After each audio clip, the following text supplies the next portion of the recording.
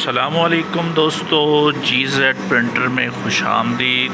तो क्या हाल चाल हैं आपके? खैरियत से हैं? ठीक ठाक हैं? उम्मीद है कि अल्लाह पाक की रहमत, करम, फजल और शुक्र के साथ सारे दोस्त, सारे भाई खैर आफियत से होंगे। आज की मेरी वीडियो बहुत ही अहम टॉपिक पर है। आपने पहले नंबर पर तो मेरी पूरी वीडियो देखनी है। और आज का जो टॉपिक मैं लेके आया हूँ, इस वजह से बहुत से लोग परेशान भी होते हैं और बहुत ज़्यादा नुकसान भी उठाते हैं। तो जो चीज़ मेरे नॉलेज में आई है तो मैंने सोचा कि अपने व्यूवर्स को जो है वो उसके बारे में गाइड किया जाए, बताया जाए, ताकि बाकी लोग भी इस नुकसान से बच सकें। जैसे कि आप देख रही हैं कि मैंने फ़ोकस किया हुआ है आज DX5 के साथ थंडरजेट मशीन पर, क्योंकि हमने रिसेंटली इसमें अब न्यू DX5 हेड इंस्टॉल किया है। और DX5 हेड के ख़राब होने की जो सबसे बड़ी वजह हमारे सामने आई है, आज मैं आपके साथ वो डिस्कस करने जा रहा हूँ। उम्मीद है कि आप मेरी वीडियो पूरी देखेंगे और इस बात को समझ सकेंगे कि ये किस वजह से होता है और क्यों होता है। आज का जो मेरा वीडियो का टॉपिक है कि DX5 हेड क्यों ख़राब होता है जल्दी, किस वजह से होता है, और हम क्या बड़ी गलतियां करते हैं जिस वजह से हम अपना DX5 एप्सन की जो हेड है वो ख़राब कर बैठते हैं। ज़रूरी नहीं है कि वो यही बड़ी मशीन हो, छोटे प्रिंटर भी होते हैं जिस पर हम सब्लिमेशन का काम करते हैं या फ़ोटो प्रिंटिंग का काम करते हैं, उसमें भी यही हेड इंस्टॉल होता है, लेकिन उनकी जो है वो वर्जन का चेंज होता है। जैसे कि ये इको सॉल्वेंट बेस है, वो वाटर बेस होते हैं, लेकिन इनका मेथड और तरीक़ाकार सेम है। अब मैं चलते हैं हमारे टॉपिक की तरफ। हमारा जो मेन टॉपिक है कि हमारा जो हेड है वो क्यों ख़राब होता है। हेड ख़राब होने की सबसे बड़ी वजह जनाब साहब ये हैं। पहले नंबर पर तो आपका ये जो सकिंग पॉइंट है, इसको हम कैप टॉप बोलते हैं, ये आपका साफ़ सुथरा होना चाहिए और बिल्कुल ठीक होना चाहिए। अब दूसरा सवाल इसमें ये आता है कि इसको हम चेक कैसे करें जी हमारा जो कैप टॉप है वो ठीक है। इसमें आपने ये जो ऊपर रबड़ लगी हुई है, रबड़, इस पर नज़र रखनी है कि हमारी ये रबड़ ख़राब तो नहीं हुई, इसमें कोई कट तो नहीं लगा हुआ, क्योंकि जब हम क्लीनिंग करवाते हैं तो इस रबड़ के ज़रिए ही हेड में सक्शन बनता है और हेड से इंक निकलती है और जो है वो प्रॉपर तरीके से क्लीनिंग होती है। दूसरे नंबर पर हम आएंगे जी इस जनाब की तरफ। ये है वाइपर जिसने हेड को क्लीन करता होता है आफ्टर क्लीनिंग। ये दोनों चीज़ें नंबर 1 पर जो है वो बिल्कुल आपकी एक्यूरेट होनी चाहिए। अगर ये चीज़ें आपकी ख़राब हैं तो आपने फ़ौरन से पहले इनको चेंज करना है, ताकि आप ज़्यादा नुकसान से बच सकें।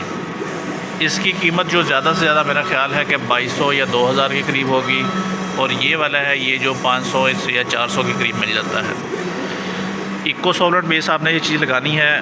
और पहली वजह तो ये है कि ये इनकी ख़राब होने की वजह से क्या होता है जी, हम हेड को बार बार क्लीन करवाते हैं, हेड प्रॉपर तरीके से क्लीन नहीं होता, नोज़लें हमारी मिसिंग आती हैं, और जब नोज़लें मिसिंग आती हैं तो हम बार बार क्लीनिंग करवाते जाते हैं। उससे क्या होता है कि हमारा जो हेड की जो नीचे प्लेट लगी होती है वो इंतहाई नाजुक होती है और बिल्कुल मामूली सी गम होती है, जिसके ज़रिए जुड़ी होती है हेड के साथ।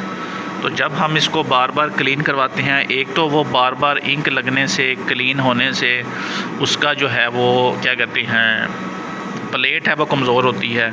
फिर उसकी जो नोज़लों के दरमियान गम लगी होती है, जब वह ये पंप जो है उसको खींचता है, उससे जो है वो प्लेट जो है वो अपनी गम जो अपनी जगह छोड़ देती है, जिसकी वजह से जो हमारा DX5 हेड है वो आपस में क्रॉस हो जाता है। और जब वो आपस में क्रॉस होता है तो हमारा हेड ज़ाया, क्योंकि जब वो इंक आपस में एक नोज़ल भी हमारी क्रॉस होगी तो प्रिंटिंग सही नहीं आएगी, चैम्बर आपस में मिक्स हो जाएंगे, पर्चिंग आना शुरू हो जाएगी। ये देखें, ये इसने बिल्कुल साथ जाकर लगना होता है। तो इस बात का ख्याल रखना होता है कि हमारा ये सक्शन पॉइंट ठीक है, इसमें कोई मसला तो नहीं है। सबसे पहले नंबर पर तो आपने इस बात पर फोकस करना है।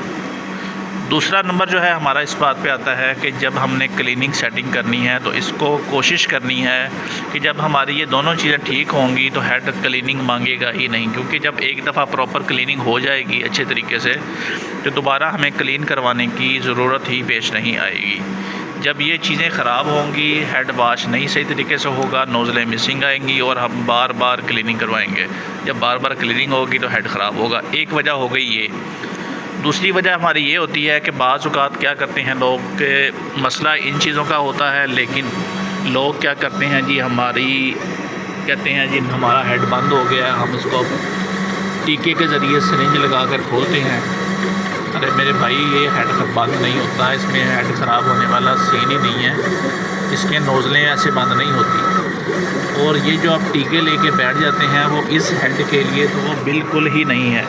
इस हेड को टीका लगाना ही नहीं होता। जब इसको टीका लगाएंगे, हल्का सा भी आपने ज़ोर ज़्यादा लगा दिया तो इसकी प्लेट फ़ौरन फट जाएगी। ये इंतहाई बारीक और नाजुक चीज़ है। जो इसका अंदर पेपर लगा होता है बिल्कुल बारीक सा होता है, तो जब हम उसको फुल प्रेशर लगा के उसको जब टीका लगाते हैं तो उससे क्या होता है जी, हमारी प्लेट फट जाती है और हम अपना हेड ज़ाया कर बैठते हैं और बाद में उसका कोई सलूशन नहीं होता। और फिर वो हेड नया ही डलना होता है, उसमें उसका कोई ऐसा सीन ही नहीं है। दूसरा क्या करते हैं कि जी इस जगह पर सॉल्वेंट लगाकर उसको हेड को डिप करते हैं। ये भी हमारा बिल्कुल रॉन्ग तरीका है, बिल्कुल गलत तरीका है। इसमें आपने ऐसा बिल्कुल भी नहीं करना। इसको आपने ज़्यादा से ज़्यादा सॉल्वेंट से बचाना है कि सॉल्वेंट आपको ना लगाना पड़े। सॉल्वेंट जब लगेगा वो पतरी कमज़ोर होगी, गम कमज़ोर होगी और अपनी जगह छोड़ जाएगी। तो इसको जो हम डिप करते हैं वो भी इसके लिए टोटली नुकसान है। इस प्लेट को आपने सॉल्वेंट हरगिज़ नहीं लगाना, कोई केमिकल नहीं लगाना, किसी किस्म का कुछ नहीं लगाना आपने इसको, क्योंकि ये बहुत ही नाजुक हिस्सा होता है इसका। इसको ना आप सॉल्वेंट लगाएं। अगर आप टीके के ज़रिए सॉल्वेंट पुश करेंगे तो भी हेड आपका ज़ाया फ़ौरन से पहले ज़ाया हो जाएगा। ना आपने इसको इंजेक्शन लगाना है, ना इसको कुछ करना है, ना इसको आपने डिप करना है इसके अंदर।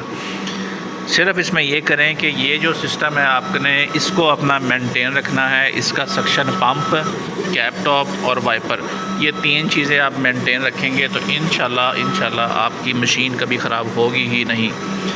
और कोशिश दूसरी आपने ये करनी है कि इसकी क्लीनिंग कम से कम करवाएं, ज़्यादा क्लीनिंग की तरफ ना जाएं। डेली की बेस पर अगर आपके पास कोई काम नहीं भी है तो एक आधा प्रिंट इसके साथ लाजमी प्रिंट कर लें। अगर प्रिंट होता रहेगा तो बेहतर है कि, क्योंकि जब प्रिंट करेगी मशीन तो इसको क्लीनिंग की ज़रूरत पेश ही नहीं आएगी। तो जैसे कि आपके सामने प्रिंटिंग हो रही है, माशाल्लाह किसी किस्म का कोई मसला नहीं आ रहा, कोई पर्चिंग नहीं आ रही। तो मैंने सोचा कि इस टॉपिक पर एक वीडियो बनाई जाए, क्योंकि ये काफ़ी महंगा हेड है। ये 4.5 लाख का पाकिस्तानी रुपीज़ में इस वक्त हेड आ रहा है। 4.5 लाख रुपए इसकी लागत है। तो जब ये ख़राब होता है तो बड़ी परेशानी का सबब बनता है। जो मशीन ये चला रहे हैं वो तो इस चीज़ को बड़ा बेहतर समझते होंगे।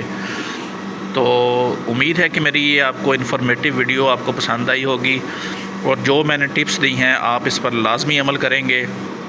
अगर आपके साथ कोई इस तरह का सीन आ भी जाता है कि आपकी नोज़लें मिसिंग आ रही हैं या इंक जम गई है, तो आपने इस टिशू के ऊपर हल्का सा सॉल्वेंट लगाना है, हल्का सा, और नीचे से हेड की जो प्लेट है उसको स्लो तरीके से उसको साफ़ करना है, तो आपकी जो नोज़ल क्लियर हो जाएगी। क्योंकि ये बिल्कुल बाल से भी बारीक पतरी है और इसकी नोज़लें हैं, उस पर अगर जब ये 1-2 दफ़ा आप ये फेरेंगे सॉल्वेंट के साथ तो उसने वैसे ही क्लियर हो जाना है। ये जो आप टीके लेकर बैठ जाते हैं ये बिल्कुल गलत है, सरासर गलत है। उसको आप हरगिज़ ना आज़माएं, क्योंकि इससे बहुत से लोगों ने नुकसान उठाया है। जब वो टीका लगाते हैं और हेड फ़ौरन फट जाता है और उसके बाद हेड ज़ाया और आपके 4.5 लाख रुपए लगने का इंतज़ाम फ़ौरन हो जाता है। तो उम्मीद है कि आपको मेरी वीडियो की बड़ी अच्छी लगेगी और मेरी इस मशवरे को आप अपने जहन में बिठाएंगे और दूसरे लोगों के साथ भी शेयर करेंगे। अगर मेरी वीडियो अच्छी लगे तो चैनल को सब्सक्राइब करके बेल के आइकन को लाजमी प्रेस करें। मेरी वीडियोस को आप पूरा देखा करें, इंशाल्लाह आपको बहुत अच्छा और मालूमाती मवाद मेरे चैनल पर मिलेगा। मैंने हर टॉपिक पर वीडियो बनाई हुई है, मशीनों के बारे में, हेड्स के बारे में, क्या क्या होते हैं, टिप्स होती हैं, गर्मी सर्दी की मुकम्मल मेरे चैनल पर हर किस्म की वीडियोस पड़ी हुई हैं। GZC, थंडरजेट, QJet, KJet सब मशीनों के बारे में मैंने बताया हुआ है। इंशाल्लाह रेगुलरली मैं और भी अब टॉपिक स्टार्ट करने जा रहा हूँ। वक्तन फ़वक्तन आपको मेरे चैनल पर वीडियोस मिलती रहा करेंगी। तो आप मेरे चैनल को सब्सक्राइब कर लें, इंशाल्लाह आपको बहुत फ़ायदा होगा। तो इंशाल्लाह नेक्स्ट वीडियो में फिर किसी नए टॉपिक के साथ फिर हाज़िर होंगे। तब तक के लिए अल्लाह हाफ़िज़।